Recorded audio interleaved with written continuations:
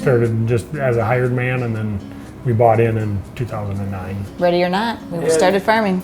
By the time it all comes around and it's actually ours, it's going to be over 20 years to transition from just starting to buy it to owning it 100%. You know, I'm working with my family back home, and they're also trying to figure out how to, you know, incorporate a second, well, the second generation is already helping, but how do you increase the asset base? And, you know, there's a third generation already working there. So there's a lot of capital investment, and it takes a lot of planning. I take care of all the financing, help do the annual analysis, help with anything book work, whether it's financial or even organic records as well.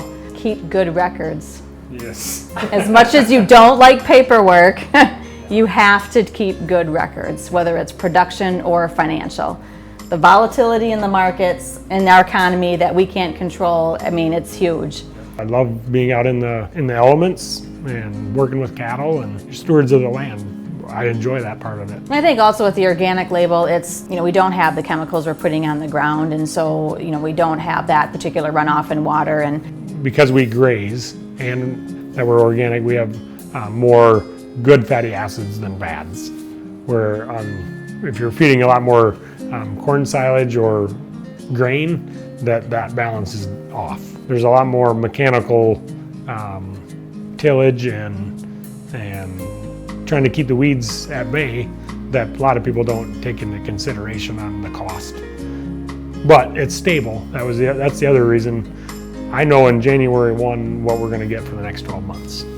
Yeah, because it's only a couple dollar variance on average throughout a year. But if you're on the conventional market, I mean, there's been $10 variances in a year's time. And so we started taking classes through Southwest Tech, and it's the Farm Business Production Management, and that helps us do the farm analysis so we know what our cost of production is on every entity that we have on our farm. And I think that's a huge benefit to know what entity do we need to work on to make it more profitable.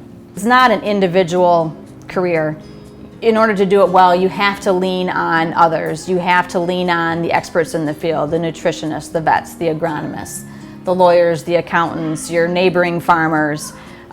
It's a lot of networking. There's so much that has to be managed really by one person that you have to find other people to help you with all of those pieces. We have 6 children.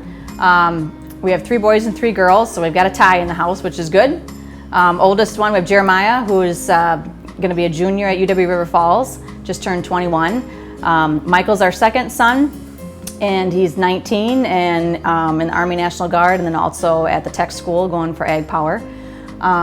Jeremiah, by the way, is Ag Education and Tech Ed, minor in Ag Business, so all pursuing Ag careers at this point. Trinity is our 16-year-old in high school, still trying to figure out what it is she's going to do in this world. Vanessa's an 8th grader, 13, and Selena's 6th grade, 11, and Sawyer is our 2nd grader, who is 7.5. So they all have responsibilities on the farm. They've all started at about age 4 or 5 when they start school, even at 4K. Their first job is usually filling buckets or helping with bottle calves, and then as they get older, they just progress up to the different types of chores of All the way up to milking. Yep, all the way up to milking, driving machinery, helping in the fields. Yep, try to give them exposure everywhere. We built a swing 10 dairy master parlor that's all automated. We went from milking 4 hours a day to 4 hours per milking to an hour and a half. You also have the geothermal that's heating the parlor floor, Yep. so that reduces some of those electrical costs. Timmerman's Talents is who we use for our solar system. He was knowledgeable about all the grants, the free money that was available. So they covered 75% of the cost of installation. And as challenging as farming is, there's still a lot of reward. I mean, when you can see the crops finally growing and the harvest, and you know, I have a small garden, and when we can pick the tomatoes and make salsa with the kids, I mean, you just see it full circle from seed to a product that you're gonna eat or consume where the animals are. So there's just a lot of science lessons and life lessons with all that carries on.